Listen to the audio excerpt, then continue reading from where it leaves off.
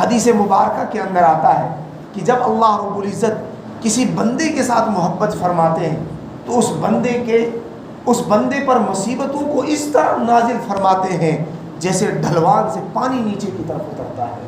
حدیث مبارکہ کے اندر آتا ہے کہ اگر اللہ رب العزت کسی انسان کو بیماری عطا فرماتے ہیں اور وہ اس بیماری پر صبر کرتا ہے تو رب العالمین اس بیماری پر اس کو اجر عطا فرماتے ہیں۔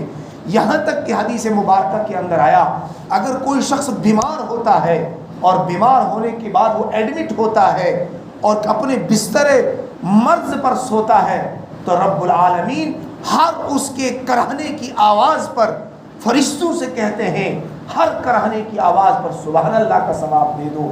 اور جب یہ بندہ اپنی بیماری سے چیختا اور چلاتا ہے فرشتوں سے رب العالمین کہتا ہے اس کی ہر چیخنے اور چلانے پر لا الہ الا اللہ کا ثواب لکھ دو۔ اور پھر حدیث میں آتا ہے جب یہ بندہ مرض اور تکلیف کی وجہ سے کروٹیں بدلتا ہے تو رب العالمین کہتا ہے اس مجاہد کے برابر ثواب دے دو جو میدان جنگ کے اندر پلٹ پلٹ کر دشمنوں پر حملہ کر رہا ہو، ایسے آدمی کے برابر اس مریض کو ثواب دے دو۔ دوستو جب رب العالمین کسی انسان سے اس کی اولاد کو چھین لے تو ذرا سوچئے وہ رب العالمین کس طرح اس کو اجر سے نوازے گا۔ جب انسان، اور حدیث مبارکہ کے اندر آیا جب کسی انسان کو رب العالمین تکلیف دیتا ہے، مرض دیتا ہے، وہ بیمار ہوتا ہے اور بیمار ہونے کے بعد اگر وہ بیماری سے شفا پاتا ہے اور اس بیماری کے درمیان لا الہ الا انت سبحانک انی کنت من الظالمین 40 مرتبہ پڑھتا ہے تو جب اگر وہ ٹھیک ہو جائے تو رب العالمین اس کے تمام گناہوں کو معاف فرما دیتے ہیں۔ اگر اسی درمیان اسی مرض میں اس کی وفات ہو گئی تو رب العالمین کل قیامت کے روز اس کو شہداء کے ساتھ اٹھائیں گے۔ رب العالمین ایسے شخص کا استقبال کرتا ہے جو شخص اللہ کی محبت کے لیے ہر چیز کو ترجیح دیتا ہے۔ یہ ایوب علیہ السلام ہے، ان کو بات پہنچتی ہے، اس لیے ہمیں بھی زندگی کے اندر اس بات کے لیے ہمیشہ تیار رہنا چاہیے کہ یہ دنیا ہے حالات سے بھری ہوئی ہے، یہ دنیا ہے یہاں آزمائشیں بھی ہو سکتی ہیں، یہاں خوشی بھی ہو سکتی ہے، یہاں غم بھی دیے جا سکتے ہیں۔ ایک صحابیہ کا واقعہ آتا ہے، ایک صحابی رضی اللہ تعالیٰ عنہ کو اللہ نے بڑا مال دے رکھا تھا، امیر صحابی تھے، ان کی شادی ہو جاتی ہے ایک ایسی صحابیہ کے ساتھ جو بڑی خوبصورت ہوتی ہیں، بڑی فرما بردار ہوتی ہیں۔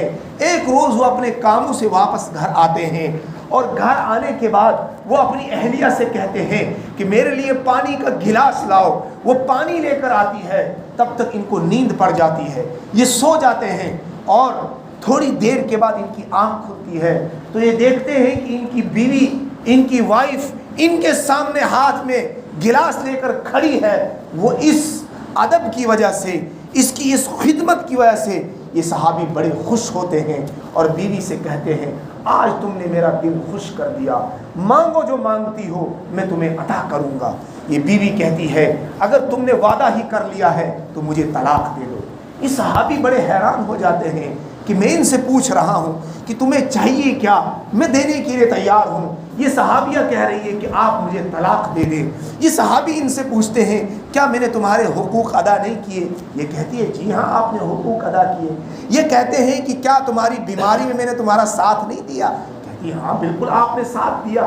یہ کہتے ہیں کہ کیا میں نے تمہارا خیال نہیں رکھا، تمہاری ضرورتوں کے لیے میں نے تمہیں خرچہ اور پیسے نہیں دیے؟ یہ صحابیہ کہتی ہے جی ہاں آپ نے سب کچھ کیا۔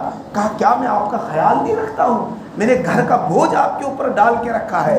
یہ صحابیہ کہتی نہیں آپ نے سب کچھ کیا ہے لیکن آپ مجھے طلاق دے دیں۔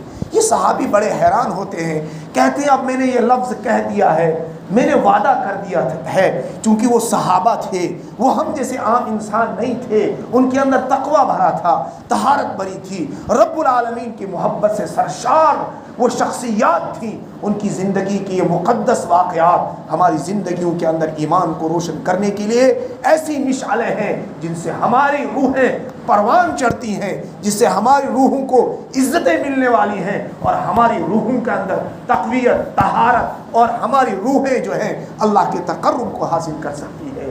یہ صحابیہ فرماتی ہیں کہ مجھے طلاق چاہیے. یہ صحابی کہتے ہیں اب شام کا وقت ہونے والا ہے, ہم رات گزار لیتے ہیں, صبح کے وقت آقا نامدار احمد مجتبیٰ محمد مصطفیٰ صلی اللہ علیہ وسلم کے دربار میں حاضر ہو کر اپنی پیشی پیش کرتے ہیں اور ان سے کہتے ہیں. یہ صحابیہ کہتی ہے ٹھیک ہے. دونوں سو جاتے ہیں, صبح اٹھتے ہیں. یہ صحابیہ اپنے شوہر کو بیدار کرتی ہیں اور کہتی ہیں کہ چلیے اللہ کے رسول کے پاس جا کر اپنا مقدمہ پیش کرتے ہیں. راستے سے جا رہے ہوتے ہیں, یہ دونوں چلتے ہیں. راستے سے جاتے جاتے راستے میں ایک چیز سے پیر ٹکرا جاتا ہے اور یہ صحابی گر جاتے ہیں. گرنے کی وجہ سے ان کے جسم پر چوٹ لگ جاتی ہے. چوٹ ایسی لگتی ہے کہ جسم سے خون نکلنا شروع ہو جاتا ہے. جب خون نکلتا ہے تو یہ صحابیہ فوراً اپنا دوپٹہ اتارتی ہیں, دوپٹے کو چیرتی ہیں اور اس کی پٹی ان کو کرتی ہیں اور ان سے کہتی ہیں نہیں اب واپس گھر کی طرف چلو. یہ صحابی بڑے حیران ہوتے ہیں, کہتے ہیں ہم نے تو نبی کے پاس جانا تھا اور میں نے تو اب تمہیں طلاق دینی تھی, تم طلاق چاہ رہی تھی, اب کیا بات ہے؟ یہ کہتی ہیں اب مجھے طلاق نہیں چاہیے. یہ بڑے حیران ہوتے ہیں کہ ابھی تک تم طلاق کہہ رہی تھی اور اب کہہ رہی مجھے طلاق نہیں چاہیے. تو یہ صحابیہ ان سے کہتی ہیں دراصل چند روز پہلے آپ نے مجھے ایک حدیث سنائی تھی. دیکھیے عورتیں کیسی تھیں, عورتوں کے مزاج کیسے تھے. آج اگر ہم اپنی عورتوں کے ذہنوں میں فیشن بٹھائیں گے تو وہ فیشن کی بات کریں گی. آج اگر ہم دنیا داری بٹھائیں گے تو وہ دنیا کی بات کریں گی. آج عورتوں کی جیسی تربیت کی جائے گی, گھر کا ماحول ہماری عورتوں کے ذہنوں کو خراب کرتا ہے. آج معاشرہ اس بات کی طرف لے جانے کے لیے تیار ہے کہ سب کچھ چھوڑا جائے, دنیا کو حاصل کیا جائے. جس کے پاس جتنے پیسے ہوں گے, جس کے پاس جتنی دولت ہوگی, عزت کا مقام اس کے لیے اتنا ہی بڑا ہوگا. یہ صحابیہ ان سے کہتی ہیں چند روز پہلے آپ نے مجھ سے آ کر کہا تھا کہ اللہ کے رسول صلی اللہ علیہ وسلم نے فرمایا جب اللہ تعالیٰ کسی بندے کے ساتھ محبت کرتا ہے, اللہ تعالیٰ جب کسی بندے کے ساتھ محبت کرتا ہے تو اس کے اوپر مصیبتیں اور پریشانیاں اس طرح اترتی ہیں جیسے ڈھلوان سے پانی نیچے کی طرف اترتا ہے. میں تمہارے گھر میں جب سے آئی ہوں مجھے فاقہ نہیں لگا. میں جب سے تمہارے گھر میں آئی ہوں مجھے بیماری نہیں ہوئی. میں نے دیکھا تم کبھی بیمار نہیں ہو رہے ہو. ہمارے گھر میں کوئی پریشانی نہیں. میں ڈر گئی ہوں اور میں یہ سوچ رہی ہوں میں ایسے آدمی کی خدمت کیوں کروں جس آدمی سے رب العالمین محبت ہی نہیں کرتا. دیکھیے صحابیہ کی سوچ کہ میں ایسے آدمی سے آدمی کی خدمت کیوں کروں جس آدمی سے رب العالمین محبت نہیں کرتا ہے. میں ایسے آدمی کی خدمت کیوں کروں. لیکن آج جب تمہیں تکلیف پہنچی, اس تکلیف سے مجھے یہ پتا چلا کہ رب العالمین کی طرف سے تمہیں دی گئی آسانیاں یہ تم سے ناراضگی کی وجہ سے نہیں ہے بلکہ رب العالمین تمہیں چاہنے کے باوجود تم پہ کرم کر رہا ہے. دوستو پتہ لگا اس حدیث مبارکہ سے کہ بعض مرتبہ رب العالمین کی ناراضگی کی وجہ سے بھی مال ملتا ہے. بہت سارے لوگ دنیا کے اندر یہ نہ سوچیں کہ ہم عیش میں ہیں, ہم سہولتوں میں ہیں, ہم آسانیوں میں ہیں. اگر ہمارا رب ہم سے ناراض ہوتا تو ہمیں تکلیفیں ہوتی. نہیں بھائی, کبھی کبھی رب العالمین مال کو آزمائش کے لیے عطا فرماتا ہے. نبی اکرم صلی اللہ علیہ وسلم نے بھی فرمایا تھا کہ ہر امت کا ایک فتنہ ہے, وہ فتنۃ امتی المال. میری امت کا فتنہ جو ہے مال ہے. مال کے